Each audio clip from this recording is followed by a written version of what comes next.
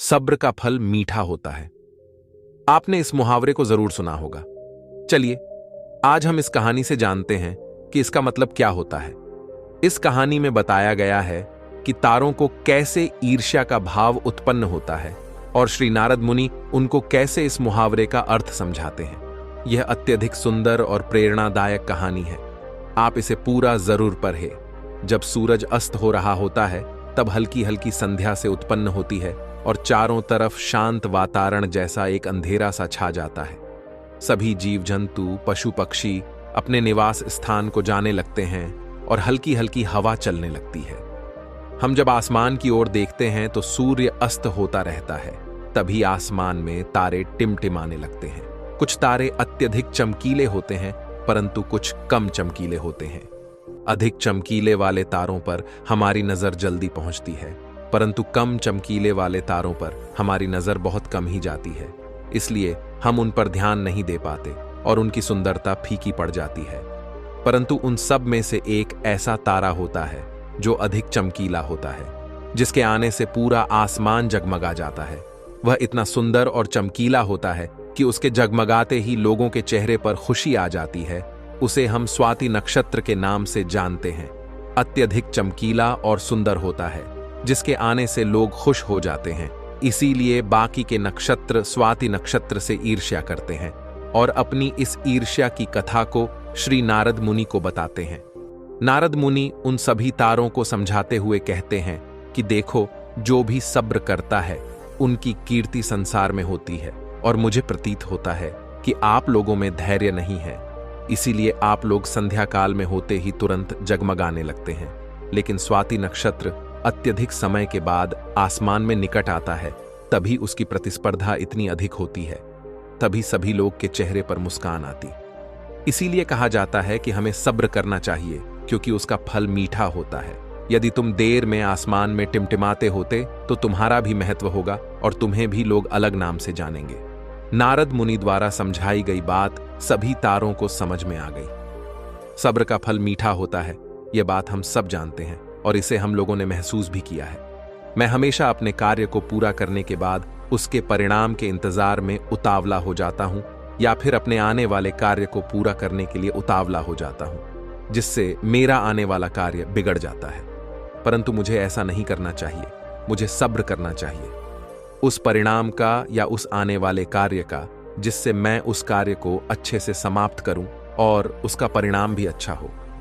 हम जानते हैं जल्दी में लगाया हुआ निशाना हमेशा अपने गोल से बाहर जाता है। हमें धैर्यपूर्वक उस निशाने को भेजना चाहिए, तभी हमें जीवन में सफलता मिलेगी।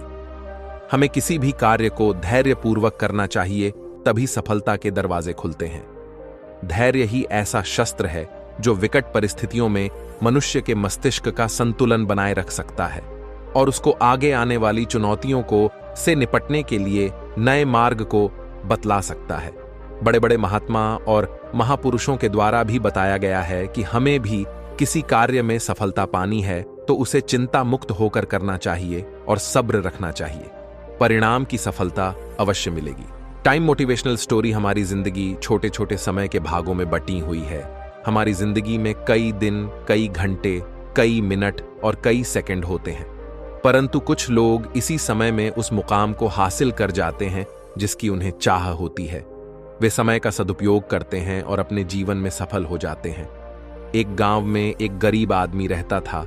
उसके घर में उसकी पत्नी और उसकी एक बेटी और एक छोटा बेटा था। उसकी पत्नी दूसरों के घर में काम करके अपने परिवार का खर्च चलाती थी। उसका पति, जिसका नाम रामू था, रामू दिन भर नशे में डूबा रहता था और दूसरों के साथ अपना समय बर्बाद किया करता था। कहीं इधर ताश के पत्ते खेलता दिखता था तो कहीं उधर लोगों के दरवाजे बैठकर गपशप मारा करता था। अपने परिवार का ख्याल उसे बिल्कुल नहीं था। उसके माता पिता ने उसकी शादी कराकर गलती कर दी थी। बेचारी उसकी पत्नी दिन रात काम कर कर अपने बच्चों का पेट पालती थी। यदि उसकी पत्नी एक भी दिन काम पर न जाए तो उसके बच्चे भूखे रह जाते थे। इसीलिए उसकी पत्नी प्रत्येक दिन दूसरों के वहां काम करती थी। लेकिन रामू को इन सब बातों से कोई फर्क नहीं पड़ता था। उसे बस अपना समय बर्बाद करके हंसी मजाक और पत्ते खेलने में बहुत मजा आता था। शाम को शराब पीकर घर आकर जोर जोर से अपनी पत्नी को चिल्लाता था। कई बार उसने अपनी पत्नी को मारा भी, लेकिन अब उसकी पत्नी करें भी तो क्या, वह तो अपने बच्चों को छोड़कर नहीं जा सकती थी। रामू को जो कोई भी समझाता था कि रामू कुछ कार्य करा करो, पैसे कामया करो, अपने परिवार का खर्च तो उठाओ, तुम्हारे 2 बच्चे हैं, तुम्हारी पत्नी है, उनकी देखभाल करो, ऐसे अपना समय क्यों बर्बाद करते हो। रामू उसके ऊपर बिगड़ जाता था और कहता, तुम्हें इससे लेना देना क्या, मैं कुछ भी करूं, यह मेरा जीवन है, मैं तुम्हारे घर में खाता हूं क्या। इसके कारण कोई भी गांव का सदस्य इससे इस विषय में बात ही नहीं करता था। वह सुबह खाकर निकल जाता था और रात में शराब पीकर आता और अपनी बीवी के ऊपर गुस्सा करता था। ऐसा ही कुछ दिनों तक चलता रहा। कुछ दिनों बाद संसार में एक ऐसी बीमारी ने जन्म लिया जो मानव जाति के लिए अत्यधिक खतरनाक थी। चारों तरफ उस बीमारी का कहर था। आप सब जानते होंगे, मैं कोरोना वायरस की बात कर रहा हूं। जब सरकार द्वारा लॉकडाउन लगा दिया गया था, तब चारों तरफ लोगों का एक दूसरे के वहां आना जाना बंद हो गया था। सारे कार्य, सारी फैक्ट्रियां, सारी गाड़ियां इत्यादि बंद हो गए थे। अब रामू का परिवार भूखा मरने लगा था, क्योंकि उसकी पत्नी जो रोज कमाने जाती थी, वह अब किसी के घर इसी कारण नहीं जा पाती थी कि कहीं इस बीमारी की वजह मैं न हो जाऊं। लोग उसे अब काम पर बुलाना बंद कर दिए थे। उसके परिवार में अनाज का एक दाना भी नहीं पता था, ना उसके घर में कुछ पैसे थे। अब वह क्या करता। उसका छोटा बेटा भी बीमार हो गया था। उसके बच्चे की तबीयत ज्यादा खराब हो गई थी। तब रामू को समझ आया कि अपने परिवार को ध्यान देना चाहिए। उसने बच्चे को अस्पताल ले जाने का सोचा, परंतु उसके पास पैसे नहीं थे। उसने गांव वालों से पैसे मांगने गया। गांव वालों ने कहा, पहले कहने पर तो हम लोगों को ही जली कटी सुना देते थे, अब इस लॉकडाउन में हमारे पास कहां से पैसा आए, यही कहकर वह लौटा देते थे। रामू अत्यधिक परेशान था। अब करें तो भी क्या करें, वह चाहकर भी कुछ नहीं कर सकता था। एक पूरा दिन बीत गया। उसके बेटे की तबीयत और भी ज्यादा खराब हो गई। तभी किसी तरह उसकी पत्नी ने जहां काम करती थी, वहां से कुछ पैसे जुटाकर लाई और अब रामू अपने बच्चे को हॉस्पिटल ले जाने की तैयारी की। रामू अपने बच्चे को लेकर गांव के बाहर एक अस्पताल में पहुंचा। रामू दौड़ता हुआ डॉक्टर के पास गया। उसने कहा, मेरे बच्चे को बचा लीजिए। डॉक्टर साहब ने सारे इंस्ट्रूमेंट लगाकर चेक किया, तब उसका बेटा मर चुका था। डॉक्टर साहब ने यह बात रामू से कहा, यदि तुम अपने बच्चे को 10-15 घंटे पहले ले आते तो मैं तुम्हारे बच्चे को बचा लेता। मुझे बहुत दुखी होकर कहना पड़ रहा है कि मैं तुम्हारे बच्चे को बचा ना सका। यह सुनकर रामू के पैरों तले के नीचे से जमीन खिसक गई। वह रोने लगा। उससे कहने लगा, यह सब मेरी गलती है, मैंने जीवन में कुछ नहीं किया, सिर्फ अपने समय को बर्बाद किया है। यदि आज मेरे पास पैसे हो जाते हैं तो मैं अपने बेटे को हॉस्पिटल जल्दी ला पाता और मेरा बेटा बच जाता। मैंने अपने जीवन में समय को बहुत बर्बाद किया है, लेकिन आज मुझे समय को अहमियत पता चल गई है। तो हमें इस कहानी से यह शिक्षा मिलती है कि हमें अपने समय को बर्बाद नहीं करना चाहिए, उसका सदुपयोग करना चाहिए, तभी हमें अपने जीवन में सफलता मिल सकती है। इस कहानी में अगर रामू पहले से काम करता होता तो उसके पास पैसे होते और अपने बेटे का इलाज करा पाता, जिससे उसका बेटा आज जिंदा होता। मित्रों, हमें हमेशा अपने समय का सदप्रयोग करना चाहिए। स्वयं पर विश्वास रखे। जीवन उतार और चढ़ाव से भरा हुआ है। जीवन में परिश्रम तो हर कोई करता है, लेकिन सफलता जरूरी नहीं कि हर एक व्यक्ति को मिल जाए।